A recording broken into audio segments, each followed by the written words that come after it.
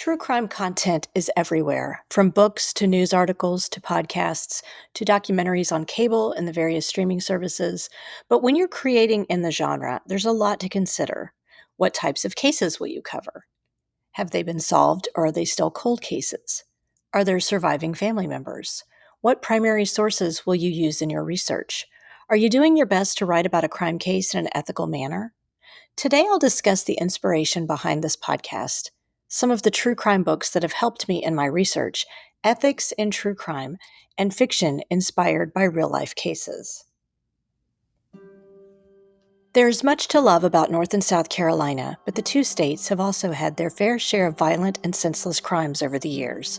From murders on the Blue Ridge Parkway, in the heart of big cities or sleepy college towns, and along the coastal waters, some of these stories may be new to you. Some may have happened in your town. Some may involve people that are still missing to this day. But all will leave you remembering to always be vigilant about the people you meet and the places you go. I'm Renee Robertson. Please join me for Missing in the Carolinas. Episode 148, an insider's look at researching and reporting on true crime.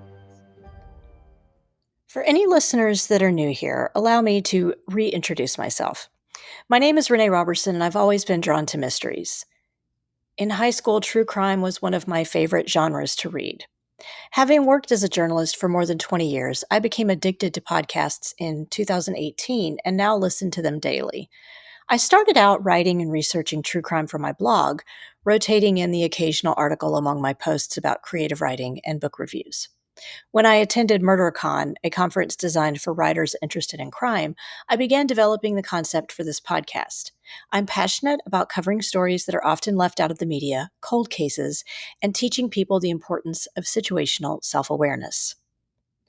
I used my curiosity to start up this podcast about missing people in North and South Carolina. At first, I envisioned writing about unsolved cases. Then, the more I started reading and digging into research, I discovered it was also interesting to tell the stories of people who had been missing but maybe had been found. Was there a mysterious story behind what happened to them? Was their disappearance tied to another case? Now I try to provide a balance of unsolved cases and solved cases. So, what makes for a compelling true crime story? True crime is a nonfiction genre of popular media that concerns real-life crimes.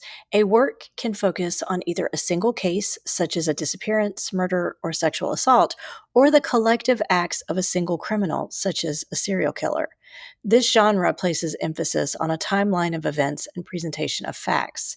It includes excellent research, a chronological timeline that the reader will be able to follow easily, the exploration of how a cold case was solved, a twist in the case the reader did not see coming, the determination involved by law enforcement, victim, or victim's family members, etc., in solving a case. Here are some examples of well-known true crime books. Author Truman Capote's 1965 book, In Cold Blood, is considered one of the first books that catapulted true crime onto the bestseller lists. The book tells the story of the Clutter family, who lived in Holcomb, Kansas in 1959, when they were murdered by two parolees from the Kansas State Penitentiary named Richard Hickok and Perry Smith, who had heard Herbert Clutter kept a safe full of cash in his home. There was no safe full of cash, but the pair decided not to leave any witnesses behind anyway. They were caught 6 weeks after the murder. Capote wanted to explore creative storytelling while still presenting the facts of the crime. He traveled to Kansas with his good friend Harper Lee, who later wrote To Kill a Mockingbird. Capote met with the investigator on the case and interviewed the two killers, who were later convicted of murdering 4 members of the Clutter family and sentenced to death. Anne Rule is probably the most prolific true crime writer from the United States. According to her bio on Simon & Schuster, she wrote 35 books in this genre, including The Stranger Beside Me, which chronicled her personal relationship working alongside serial killer Ted Bundy before the world knew how evil he really was. A former Seattle police officer, she got her start writing in the 1970s as a stringer for women's publications, eventually landing a gig as a freelance writer for True Detective, covering the Pacific Northwest area where she lived. According to an article that ran on Slate.com, she wrote under a male pseudonym, Andy Stack, and produced 2 10,000-word stories per week for 13 years. She was also writing books and raising her 4 children at the same time. Writer Michelle McNamara became interested in writing about crime when a murder occurred a few blocks away from her during childhood. She started up a blog called True Crime Diary, where she chronicled hundreds of unsolved crimes.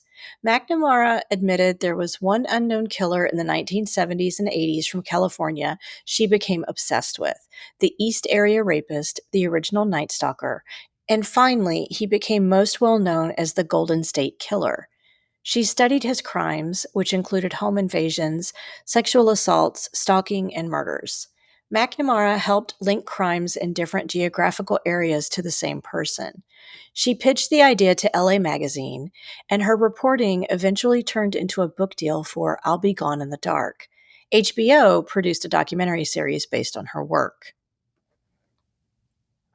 When Dr. Benjamin Gilmer from Asheville, North Carolina, took over a small medical practice, he learned his predecessor had shared the same last name with him. Over time, he learned Dr. Vince Gilmer had confessed to and been convicted of a horrible crime. He had murdered his own father. But when Benjamin began digging into the story and visiting Vince Gilmer in a Virginia prison, he became convinced the former doctor was suffering from a medical ailment that may have contributed to his crime. This story first began as a series on NPR's This American Life, and over time, Dr. Benjamin Gilmer produced the memoir The Other Dr. Gilmer: Two Men, a Murder, and an Unlikely Fight for Justice. In the book, he asked the question, in a country with the highest incarcerations in the world, what would it look like if we prioritized healing rather than punishment? You can learn more about this story in episode 41 of Missing in the Carolinas. I use true crime books a lot when researching cases from this podcast.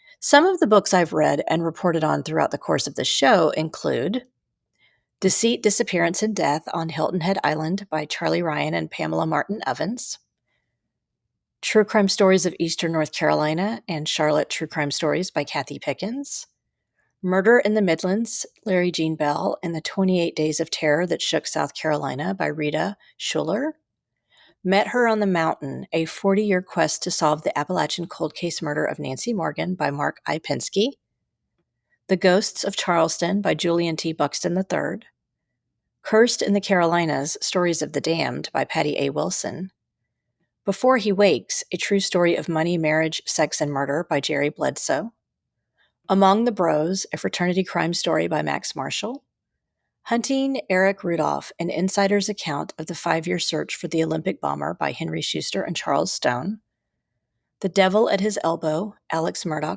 and the Fall of a Southern Dynasty by Valerie Bauerlein, A Murder on Campus, The Professor, the Cop, in North Carolina's Most Notorious Cold Case by Brian and Cameron Santana, Convoluted, the 1972 Durham Family Triple Homicide by Terry Harmon, Mating in Captivity, a memoir by Helen Zuman, and finally, most recently, The Lost Colony Murder on the Outer Banks, Seeking Justice for Brenda Joyce Holland by John Rayleigh.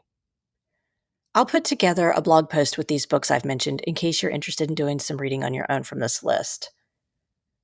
Next, I want to talk about ethics in true crime. This is something I struggle with internally quite often while working on this podcast. The genre is popular, but is it ethical? Here are some things to consider. If the same type of victim is shared over and over, for example, a white female, it spreads the message that other victims from marginalized communities or from high-risk situations don't matter. The popularity of true crime has given rise to the popularity of citizen sleuths, or fans who frequent social media platforms like Reddit or TikTok. These sleuths enjoy discussing ongoing cases, but sometimes they take their sleuthing too far, discussing suspects that haven't been confirmed by law enforcement, or worse, encouraging people to harass suspects or family members of victims online. There are a group of citizen sleuths depicted in the documentary. They called him mostly harmless that could be considered part of this category. In some instances, true crime content isn't respectful of the victims and reduces the victims to memes or commodities and merchandise. Ethical true crime stories are the ones that focus on victims and don't center the criminal as some cult of personality or mysterious mind to untangle.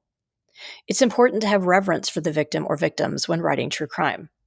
When I had the opportunity to interview Leslie Rule, author and daughter of pioneer true crime writer Ann Rule, I asked her about her thoughts on maintaining integrity while writing in the genre. She said, "I think the number one thing is you have to be sensitive to the victims. You absolutely have to care about them, and you have to show who they are. That was the most important thing to my mom. And after that, there's a lot to learn. One of the things true crime authors need to learn are the rules.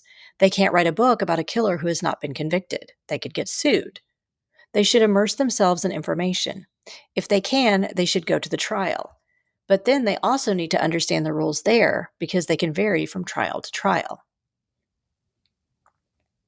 Before we continue, let's take a quick break for a word from our sponsors. This summer, I'm happy to report my skin is still blemish-free and sporting a healthy glow, even in the throes of heat and perimenopause. Along with plenty of exercise and a healthy diet, I can thank the skincare products from Skinex Erin for this. I use her Pre-Cleanse Oil, Hydrating Beauty Oil, and Perfecting Night Oil, and I was hooked from the first drop. The Pre-Cleanse gently removes dirt, impurities, and even waterproof makeup without tugging, all without stripping or drying out my skin. In addition to keeping my skin clear, it helps the skin feel firmer and reduces the signs of aging. The Hydrating Beauty Oil is a powerful and effective skin hydrator that never leaves your skin feeling greasy. The signature squalene oil is known for its anti-inflammatory and anti-aging properties. It's perfect for treating skin conditions like acne and eczema and reducing the appearance of wrinkles. The Perfecting Night Oil is loaded with vitamins E and A and is rich with antioxidants and omegas that nourish skin, replenish elasticity, and reduce stretch marks. A few drops a day leave skin smoother, more vibrant, and youthful. My skin instantly drinks in these oils, and I've never had a problem with them leaving residue on my clothes or sheets at night, only giving me a healthy glow that my husband often compliments me on. Skinex Erin has a new online home at midnightriff.com. Not only can you now shop fantastic skincare products that show real results, but there are clothing options too. Want to try out the products for yourself? Go to midnightriff.com and use the code MissingCarolinas10 for a 10% discount on your order. I'll include a link in the show notes. I had been unhappy with my old podcast host for a while and was looking for other options. I discovered Riverside FM and learned that for one low monthly fee, it would help me record the podcast and utilize video capabilities. It uses AI technology to easily create clips from each episode that I can share on my social media accounts. I don't consider myself very tech savvy, but audio and video editing with Riverside FM software has been a breeze, and I look forward to recording days now. If you are looking for a company that will help you with all your podcasting, webinar, and video needs, I encourage you to check out Riverside FM. You won't be disappointed. I'll include a link in the show notes. And now, let's get back to the show. A few years ago, I wrote a blog post discussing the elements of good true crime writing. I had just read Before He Wakes by author Jerry Bledsoe, which talked about the murder of Durham resident Russ Steger, and the book A Tangled Web, A Cyberstalker, A Deadly Obsession, and a Twisting Path to Justice by Leslie Rule. Before He Wakes is about a woman named Barbara Steger here in my home state of North Carolina who was convicted of murdering her husband Russ while he slept. You can learn more in episode 53 of Missing in the Carolinas, Murdered for Money. Barbara claimed Russ had been sleeping with a loaded gun under his pillow for safety, and she accidentally shot him early one morning when she went to move the gun. Once police heard from some of the man's friends and family, they realized this woman had lost her first husband when he accidentally shot himself while cleaning a gun. The second book, A Tangled Web, covers the case of a woman named Carrie Farver, who went missing from Nebraska after spending the night at her new boyfriend's apartment. After she went missing, Carrie appeared to cyberstalk and harass the man, Dave Grupa, and another woman he had been seeing named Liz Golyar. This went on for several years until police realized, spoiler alert, that Liz had murdered Carrie and proceeded to impersonate her online, torturing both Carrie's friends, family, and Dave. Here are 3 things I feel are important to writing and reporting on true crime effectively. Revealing details of the crime without overwhelming the reader. In both of these books, there was a lot of information to cover. In Before He Wakes, Bledsoe wrote about both of Barbara's husbands' deaths, her history with both men, interviews with friends and family of the 2 victims, and the mountain of financial and personal deceptions that were uncovered along the way. A Tangled Web had years and years of digital forensics to explain, along with several different overlapping timelines. Both books included the trials, and these aren't always easy to write about without bogging the reader down with information. Next is motive. In Barbara Steger's case, she and her second husband had a habit of living beyond their means, but she also hid a lot of purchases and loans from him. Bledsoe did a good job of uncovering Barbara's many lies, forgeries, and how a loan payment Russ didn't know about was about to come due right around the time of the shooting. There were also life insurance payouts involved. In the case of Liz Golyar, Leslie Rule tracked a pattern of lies and malicious, vindictive behavior and how she manipulated men to get what she wanted. She became dangerously obsessed with Dave Krupa and made the decision that nothing would stand in the way of her relationship with him. Understanding the psychology of the criminals. I believe this is the main reason readers are drawn to true crime books.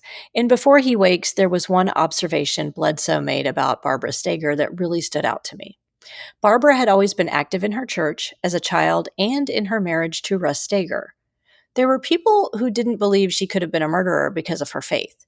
Bledsoe observed that he believed Barbara had two different compartments to her personality, the seductress and murderess, and the church lady, who went overboard in serving in her church to atone for her sins. With Liz Golyar, Rule went so far as to track down a member of her family of origin. She had been adopted as a child, and traced the violent roots that were in her past. Could those have contributed to her sociopathic behavior? Quite often, real crime stories provide the backdrop for fictional projects such as television shows, movies, or novels. Kevin Williamson, who created the television series Dawson's Creek and the horror franchise Scream, grew up in North Carolina. In the 1980s, when his dad was working as a fisherman, he got caught up in a drug trafficking ring and served time in prison for conspiracy to traffic marijuana in excess of 20,000 pounds. Williamson said his family story inspired his new Netflix series, The Waterfront, which was shot on the coast of North Carolina in Wilmington and Southport. The show features the Buckley family, who run a local fishing business in their small town. Eventually, their business begins to struggle, leading family members to get involved in drug smuggling. Here are a few novels that were inspired by real crime stories from across the United States. The first one is the young adult novel Broken Things by Lauren Oliver. Everyone thinks Mia and Bryn killed their best friend. Driven by their obsession with a novel called The Way into Lovelorn, the three girls had imagined themselves into the magical world where their fantasies became twisted, even deadly. The only thing is, they didn't do it. On the anniversary of Summer's death, a seemingly insignificant discovery resurrects the mystery and pulls Mia and Bryn back together once again. But as the lines begin to blur between past and present and fiction and reality, the girls must confront what really happened in the woods all those years ago, no matter how monstrous. This novel was inspired by the Slender Man stabbing that took place in Wisconsin in 2014, where two 12-year-old girls lured one of their friends, who was also only 12, into the woods in order to murder her. The book The Girls by Emma Cline is set in 1960s Northern California, and 14-year-old loner Evie Boyd is captivated by a group of girls she sees in the park and lured into an unknown cult. Groomed by their charismatic leader, Russell Hadrick, Evie is swept along closer and closer to a violent act she could never have previously imagined. Inspired by one of the most infamous and disturbing criminals of the late 20th century, Charles Manson, this is a dark and disturbing story of vulnerability, fear, power, and desire. And finally, The Black Dahlia by James Ellroy.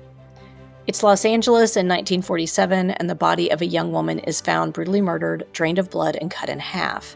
Two policemen, obsessed with the Black Dahlia case, as the newspapers have penned it, dig through the dirt of the seedy underbelly of Hollywood to discover the truth of the murdered girl and the dark twist that led to her death. This neo-noir crime novel is based on the story of Elizabeth Short, a Hollywood hopeful whose murder prompted one of the greatest manhunts in Californian history. You can also find glimpses of true crime stories in my own fictional work. My short story, called The Polaroid, was inspired by the Tara Calico missing persons case from New Mexico. I wrote The Monster in the Woods after reading about the Oklahoma Girl Scout murders. While visiting the Ringling Museum in Sarasota, Florida, I learned about the Connecticut Ringling Brothers Circus Fire in 1944. I wrote The Last Circus the next day.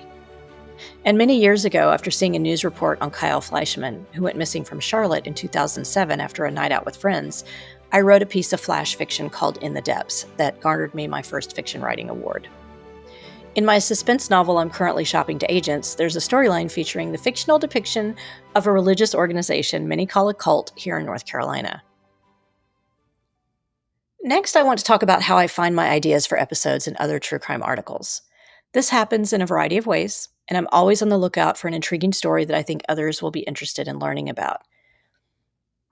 As a person who enjoys walking and jogging outdoors, I remembered a kidnap murder case of a female runner that occurred while I was in college. I then put together an entire episode titled Missing Runners in North Carolina. After becoming acquainted with a local professor and historian in my area, I interviewed him for an October episode that featured the oldest unsolved murder in our area. I often plan around national holidays. For example, November is National Alzheimer's Disease Awareness Month. For a November Missing in the Carolinas podcast episode, I featured senior citizens who have gone missing in North and South Carolina and gave an overview of the Silver Alert system. I asked author Leslie Rule during our interview how she came to write about the Liz Golier-Dave Krupka cyberstalking case in Nebraska, which then became her book A Tangled Web. This story was also adapted into a Netflix documentary called Lover, Stalker, Killer. She said, "I was specifically looking for a case about a female sociopath because I think we cannot be warned enough about the dangerous females amongst us. When I set out to find a story, I decided I wanted a love triangle murder because I knew the one thing that brings out the worst in a dangerous female is jealousy." What are some of the research methods I use? Newspapers.com is the largest online newspaper archive, and it's a bit on the pricey side at $75 every 6 months. But it contains 933 million plus pages of historical newspapers from 25,000 newspapers from around the United States and beyond.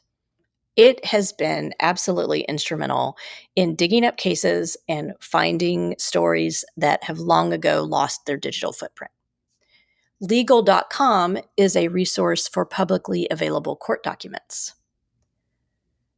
The FBI Vault is the FBI's FOIA library, which contains 6,700 documents and other media that have been scanned from paper into digital copies, so you can read about them in the comfort of your own home or office. Scribd is a digital document library with more than 170 million documents and counting. You can find it and upload text on a variety of topics and articles, including true crime, for a monthly subscription of about $12. InternetArchive.org is free to use. It's a 501c3 nonprofit, and it's a digital library of internet sites and other cultural artifacts in digital form. Kind of like a paper library, they provide free access to researchers, historians, scholars, people with print disabilities, and the general public. Today, it features 28 plus years of web history accessible through the Wayback Machine. FOIA requests. Since 1967, the Freedom of Information Act, FOIA, has provided the public the right to request access to records from any federal agency. It is often described as the law that keeps citizens in the know about their government. Federal agencies are required to disclose any information requested under the FOIA unless it falls under one of 9 exemptions which protect interests such as personal privacy, national security, and law enforcement. A FOIA request must be in writing. Most federal agencies now accept FOIA requests electronically, including by web form or email. There are exemptions to these requests, and you can find more information from FOIA.gov. Here are a few things to consider when researching and writing about true crime. The process can be taxing, stressful, and a strain on your physical and mental health. A prime example of this is the toll all the research Michelle McNamara did that caused her to suffer from chronic insomnia while working on the East Area rapist case. She let the story of the rapist and the original Night Stalker consume her life. She died of an accidental overdose of Adderall, Xanax, and fentanyl before the completion of her manuscript, I'll Be Gone in the Dark.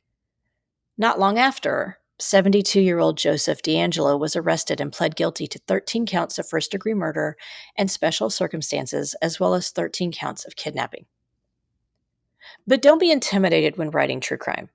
Be as creative as you want while still sticking to the facts. 5 years ago, I was working as a regional magazine editor and only dreaming about writing true crime. During the pandemic, I decided to take the leap and began researching and writing on my own, and now I have a podcast with almost 150 episodes and have built an incredible network of advocates, historians, listeners, and other writers. This brings us to the conclusion of this episode of Missing in the Carolinas. If you enjoyed this episode, please do me a favor and give it a 5-star rating wherever you listen to your podcasts. If you'd also like to support the show in a small way, you can buy me a coffee over at buymeacoffee.com, Renee Robertson.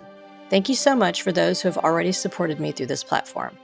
We're also on Instagram, Facebook, and YouTube, so please like our pages and get started on a discussion of the missing people profiled on the show. Do you know of a missing persons case or true crime story in North or South Carolina that you think should be covered? Email me at missinginthecarolinas@gmail.com with any details you can share. Cover art for this podcast was designed by Macintosh Multimedia. Sound editing is provided by Daniel Robertson. Thanks so much for listening.